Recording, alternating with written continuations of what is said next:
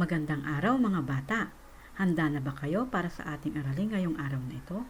Kung handa na kayo, ay tayo nang tuklasin kung ano ito. At ako ang inyong magiging gabay, Ma'am Daisy Padua Mateo. Ngayon mga bata, tayo na ay nasa quarter 2 ng module 1 na kung saan ito ay ang pagsama-sama o ang pagsasamang pangkat o sa Ingles ay addition. Ngunit bago natin simulan ang ating aralin ngayong araw, ay tayo muna ay manalangin mga bata. Sabayan ninyo ako sa ating panalangin ngayong araw. Before we begin our schoolwork today, let us take some time to pray. Help me God to be kind and strong, to know what's right and to know what's wrong. Remind us all to forgive each other and care for classmates, like sisters and brothers, in my work and while I play. Be with me, God, throughout the day. Amen. Ang layunin ng ating aralin, mga bata, ito ay naglalayon na maipabatid sa inyo ang mga kaalaman at kahalagahan ng pagdaragdag. Matuklasan at matutuhan natin ang mga bagong kaalaman tungkol sa pagdaragdag o pagsasama-sama o sa Ingles ay addition. So, inaasahan sa pagtatapos ng ating aralin, tayo ay magaling na sa pagdaragdag o addition. Simulan na natin mga bata. So, sa addition pala, tayo ay may mga simbolong ginagamit. Ito ay ang simbolong plus o para itong krus o ang salitang at na kung saan ito ay nangangahulugan o naghuhudyat na tayo ay magdaragdag na ang ibig sabihin ay pagsasama-samahin natin ang mga pangkat para makuha ang kabuuang bilang. So, ito pala ay pagsasama-sama o pagsasama-sama ng mga pangkat. At para mas lalo nating maunawaan ang ating aralin ngayon, ay hayaan ninyo akong umpisahan natin ito sa isang halimbawa. Basahin natin ang halimbawa. Si Lenny ay may 4 na saging. Binigyan siya ng kanyang ate ng 3 pang saging. Ilan lahat ang saging na meron si Lenny?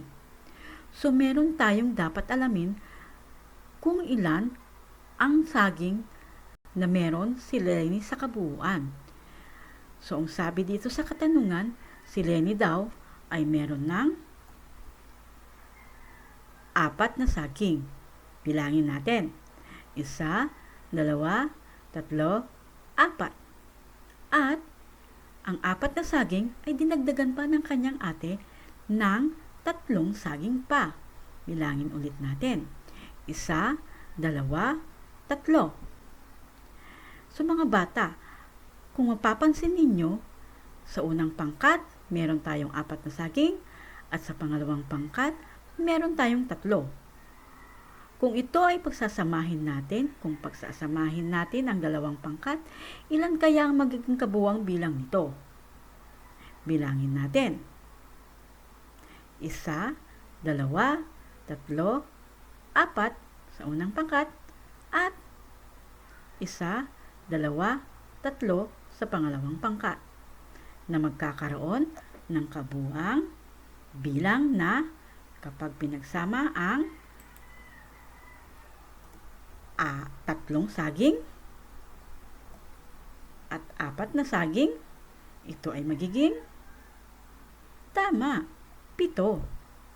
At kung mapapansin ninyo sa ibaba ay meron tayong mga pamilang na nakasulat na kung saan sa tapat ng 4 na saging ay ang numerong 4 at ang simbolo nating plus na parang krus at sa pangalawa ang numerong 3 o 3 na kapag pinagsama natin 4 plus 3 ay magiging 7.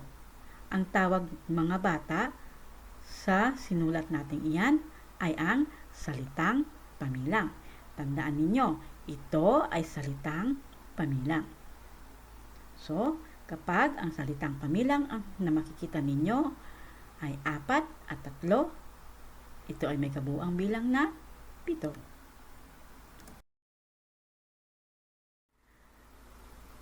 Ngayon naman, atin naman alamin kung anong problema sa pangalawang larawan na nasa ating screen.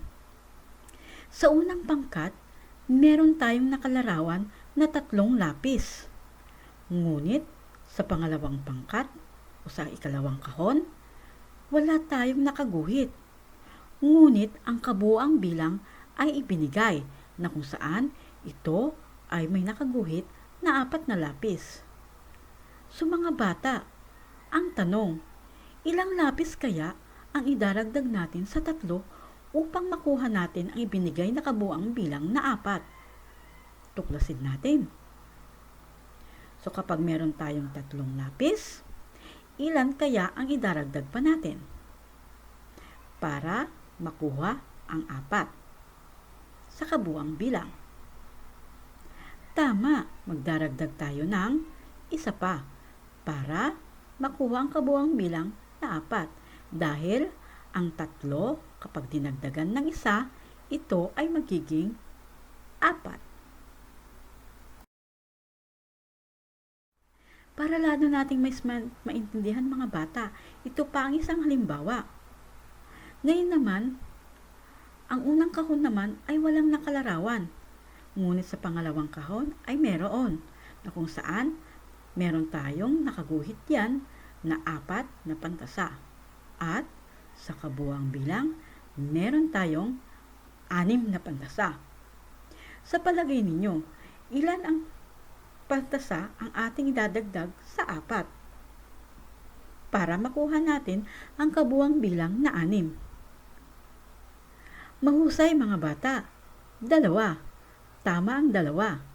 Kasi kapag ang 2 ay isinama natin sa 4, ito ay magiging 6.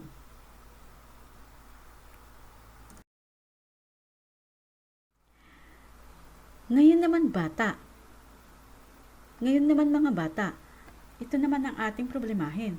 Bibigyan ko kayo ng gawain na kung saan ito ay gagawin ninyo sa inyong kwaderno. At ang panuto natin, iguhit sa loob ng kahon ang angkop na kabuuang bilang ng pinagsamang unang pangkat at pangalawang pangkat. So, ang gagawin ninyo, bibilangin ninyo ang nasa unang pangkat at idaragdag ninyo ang nasa pangalawang pangkat para makuha natin ang kabuuang bilang. So, tara na, sagutin na natin. Atin ang sagutin ng sabay-sabay. So, sabi dito, makikita ninyo, meron tayong 2 mansanas sa unang pangkat at 2 mansanas muli sa pangalawang pangkat. Sa palagay ninyo, kapag pinagsama-sama ang mga mansanas sa unang pangkat at pangalawang pangkat, ilan kaya ang magiging kabuuang bilang nito? Inyo nang iguhit sa inyong kwaderno mga bata. At ako'y bibilang ng 5. 1, 2, 3, 4, 5. Handa na ba kayo para sa inyong kasagutan? Kung ganon, tayo nang sagutin ng sabay-sabay. So, sabi, dito, sa unang pangkat, meron tayong 2 mansanas. At dinagdagan pa natin ito muli ng 2 pa sa pangalawang pangkat. Ilan lahat na mansanas ang inyong nabilang? Tama, ito ay 4. Magaling mga bata. Dumako naman tayo sa ikalawa, na kung saan meron tayong 3 kahel sa unang pangkat at 2 kahel sa ikalawang pangkat. Handa na ba kayong sagutin itong muli? Kung ganon, maaari na ninyong umpisahan.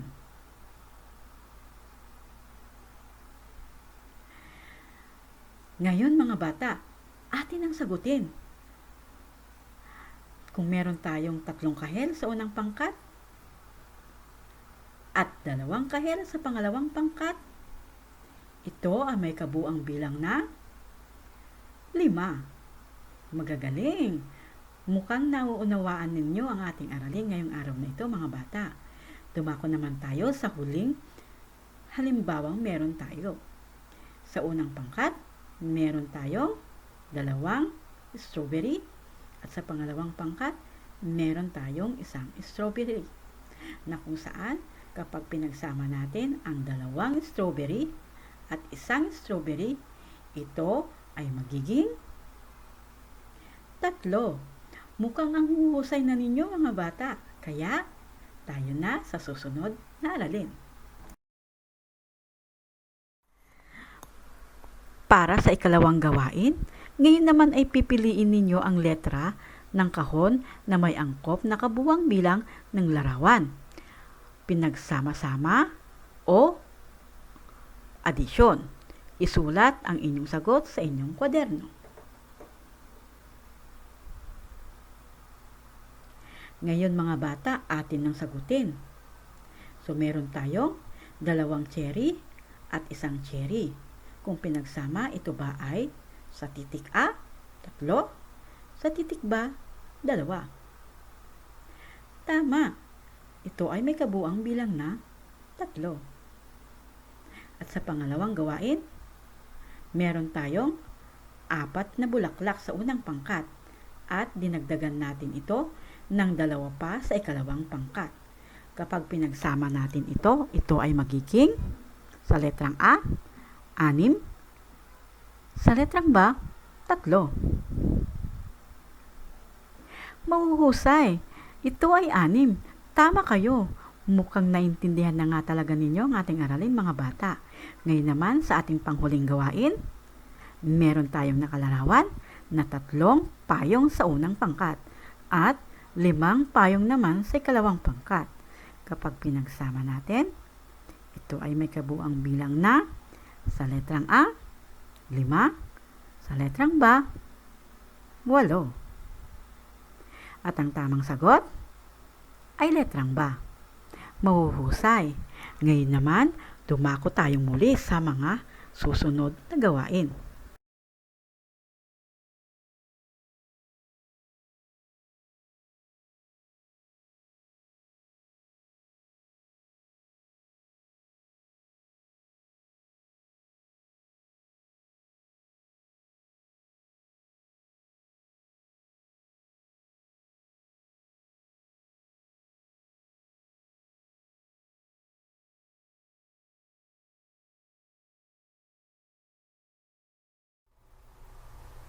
Sa ikatlong gawain, mga bata, ay ating susuriin ang larawan sa ibaba. Isusulat natin ang wastong pamilang na pangungusap sa bawat bilang. Gawin natin ito sa isang malinis na papel. Sa una, meron tayong 4 na pinya. At sa pangalawa, meron tayong 1 pinya. Kung ating isusulat ang salitang pangungusap ng 4 at 1 pinya, ito ay 4 plus 1 ay 5. Ito ang salitang pangungusap para sa una. Sa pangalawa, meron tayong 2 mangga sa unang pangkat at 2 mangga muli sa pangalawang pangkat. Kapag isinulat natin ito sa salitang pangungusap o sa pamilang na pangungusap, ito ay magiging tama. 2 at 2 ay 4. At sa panghuli, meron tayong 3 mansanas at 2 mansanas sa ikalawang pangkat. At kapag isinulat natin ang salitang pangungusap nito o ang pamilang na pangungusap nito, ito ay 3 at 2 ay 5. Mahuhusay, mga bata.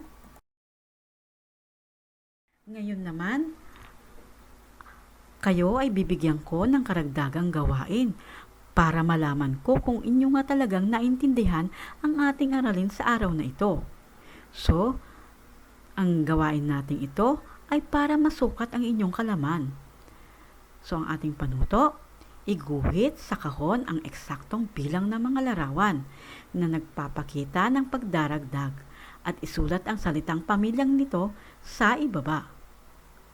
So, sa una, meron tayong 4 na bag. Sa unang pangkat, sa pangalawang pangkat ay 2. Inyong iguguhit ang tamang sagot sa kahon na nakalaan at isusulat ang salitang pamilyang nito sa ibaba. Sa ikalawa, meron tayong 6 na sapatos. 8 pala. 8 pala ang sapatos. Sorry, nagkamali si ma'am. At meron tayong 2 sapatos sa ikalawang pangkat. At kung ating bibilangin, ang kabuang bilang nito ay yung i-drawing sa kahon. O diba, akala ninyo si mamang sasagot ano? At isusulat ninyo ang salitang pamilyang nito sa ibaba. At sa pangatlo, meron tayong 6 na lapis at 4 na lapis naman sa ikalawang pangkat. Isulat muli o iguhit muli ang inyong sagot sa kahon na nakalaan at isulat ang salitang pamilyang sa ibaba. Pang-apat, meron tayong 4 na laso sa unang pangkat at 4 na laso muli sa ikalawang pangkat. Inyong muling idodrawing ang kabuang bilang nito sa kahon na nakalaan at isulat ang salitang pamilyang sa ibaba. At ang panghuli, meron tayong 2 medyas sa unang pangkat at 2 medyas muli sa pangalawang pangkat. Inyo ulit iguguhit ang mga tamang sagot sa kahon na ibinigay ko at isulat ang salitang pamilyang nito sa ibaba. So yan mga bata ang inyong gawain at inyong isusumite sa akin kinabukasan. So sana naintindihan ninyo ang ating lesson ngayong araw na ito mga bata at sana nakatulong si ma'am sa inyo. Diyan, nagtatapos ang ating aralin ngayong araw na ito. At sana'y nabigyan ko kayo ng magandang paliwanag para sa ating aralin ito. At maraming salamat sa inyong lahat sa matyagang pakikinig sa akin. So, maraming salamat mga bata hanggang sa muli nating pagkikita at pagkakaroon ng aralin na ako ang inyong magiging gabay. Ito si Ma'am Daisy Padua Mateo, ang inyong lingkod at magiging gabay sa araw-araw.